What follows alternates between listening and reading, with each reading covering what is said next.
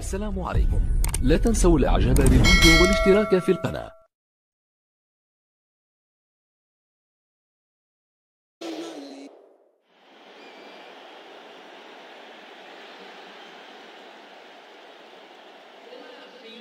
أهلا وسهلا بكم مشاهدينا في كل مكان. اليوم مباراة بالتأكيد ستكون ممتعة لأنها تجمع فريقين يعرفان طريق البطولات وكيف يخوضان هذه النوعية من اللقاءات.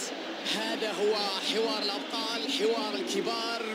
من سينتصر في هذه الليلة الكبيرة ومن سيكون عنده خيبة أمل في يوم كبير مهم بالتأكيد. والآن فلنتابع أعزائي المشاهدين تشكيل الفريقين.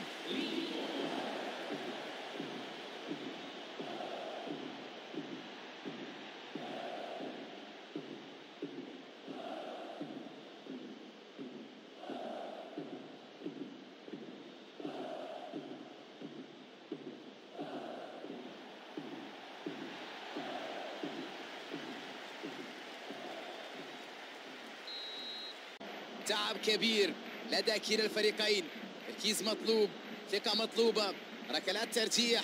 من يحسم الأمور؟ من يفوز؟ من يخسر؟ من يفرح؟ من يبكي بعد هذه المباراة العصيبة؟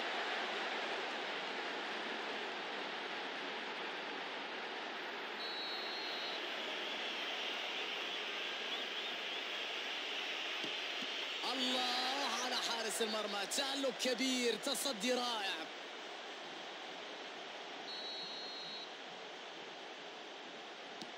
فعلوها، سجلوها في الشباك.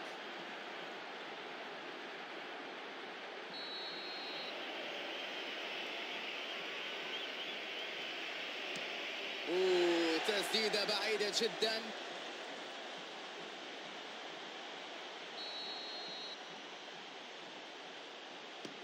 لعبة في منتهى القوة في منتصف المرمى، لكن الحارس لم يحافظ على مكانه. الآن قد تتغير الكثير من الأمور مع ركلة الجزاء هذه.